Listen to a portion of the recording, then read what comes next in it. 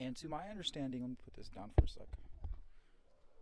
So, to my understanding, this area was inhabited by Philip II, who was actually the father of Alexander the Great.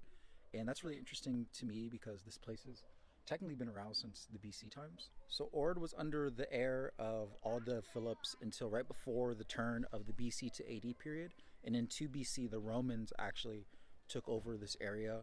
And after that, it was turned, this amphitheater behind me was turned into a full blown entertainment center. They used it for, gladiator shows. They turned it for comics, for dramas, for ceremonies, whatever you can think of for entertainment. This was used for the specific area by the Romans. And for me, something that's really surreal is that later on in 5 AD, this was actually used as a grounds for persecuting and executing Christians that were traveling in the area to spread Christianity and the gospel. So, yeah, kind of surreal that, I've always heard of Macedonia when you read the Bible, but, this specific area, the fact that this was a place where, they brought the religion to die, essentially. And it's amazing to see over 2,000 years later. I'm not going to get into the weeds of my religious views or just talk your ear off about religion, but the fact that anybody in this world could have such great conviction about something 2,000 years ago, and this was a stomping ground to stop that conviction, and it's still, going on. And the fact that this place has been preserved and maintained for us to see all those years later is just really surreal and beautiful to me. So, yeah, this is the Ohrid Theater. Really cool. I mean, it's not any like Colosseum or anything like Greek style, or it is Greek style, but nothing like, I guess, widely known or extra popular. But I think that's pretty cool that you have to kind of know about this area and go to this specific place. It's on top of a hill. I took a little bit of a trek to get here, and you saw in the previous clips there's a couple other places that I walked along to get here.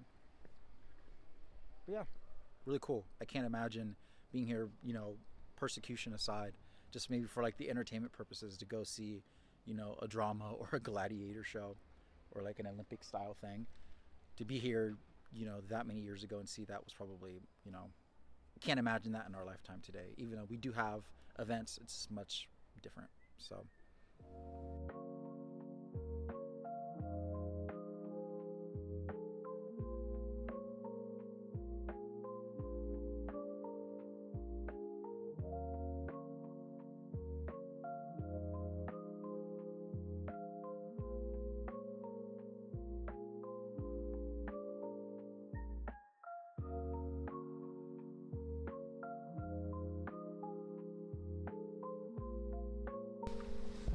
Good morning, everybody, from the side of Lake Ohrid. I believe I've been saying that wrong the entire time I've been here. I believe it's pronounced Ohrid, or I keep saying Ohrid, but it's Ohrid. So along here, along the kind of coast, I'm actually going to take a swim right now, as crazy as that sounds. This is the ladder that I'll just step on, and then I won't go super far, but I'm going to step in. A girl that I befriended the last couple of days in my hostel, she came here yesterday morning and swam, and she said it was really pleasant. She warmed up really quick. A lot of people in the hostel were giving her a hard time because she's from Ireland. So they were saying, oh, any water for you would be warm, just because the weather there up north is so cold. But I believe her. Yesterday when I sat out along the pier and had some coffee, I felt pretty warm, like the sun was kind of beaming down. So I'm going to give it a shot. But overall, the last few days in Ohrid have been wonderful. I really love my hostel. I don't really have too much hostel experience other than Japan, so I can't have a true comparison, but this is technically my first hostel in Europe other than being in Pristina, but I love it. The people there are nice. The owners are super kind. And yeah, I don't know. We haven't done any group activities. There is definitely group activities to do while you're there. I just personally haven't participated in them yet. There's a wine tasting that every night, the last couple of nights, we've been talking about going to. And then 2 nights ago, we missed it. Like me and the Irish girl, we didn't realize the time that it was starting. And then last night, we didn't feel like there was enough people. But now there's enough people to do it. Because I guess apparently they give you a bottle of wine, and then you have to finish that bottle of wine. It's 5 wines in total from the local winery that they let you taste. And then from there, yeah, you have to finish one, and then they give you the next one, and then so on and so forth. So to do that with 1 or 2 people, you would definitely not be in a very present state. You'd definitely be intoxicated. But I think with 5 people or 4, even 4, I think it'd be okay. So yeah, this is a wonderful city. I'm actually staying one more day. Did you mention that? Should have mentioned that at the beginning. I'm staying one more day here. I'm going to do a day trip in Bitola, which is on the way to Greece. I'm not going to Greece. I still 100% don't know what I'm doing next.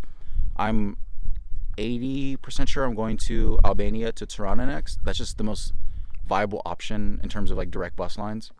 And then, speaking of which, the girl I met in the hostel, the Irish girl, she's such a sweetheart. She actually she was just in Tirana the last month volunteering.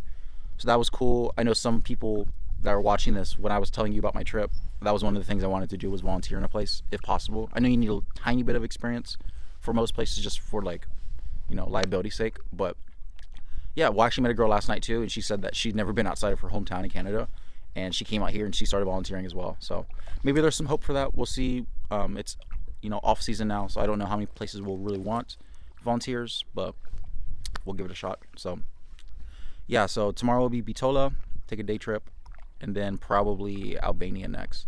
I try to go down south. There's like a tourist spot, like a museum, but the buses were complicated. I could have figured it out. I was just too impatient to wait on it. So awesome experience. Again, I'm gonna attempt to take this crazy dip in this lake right now.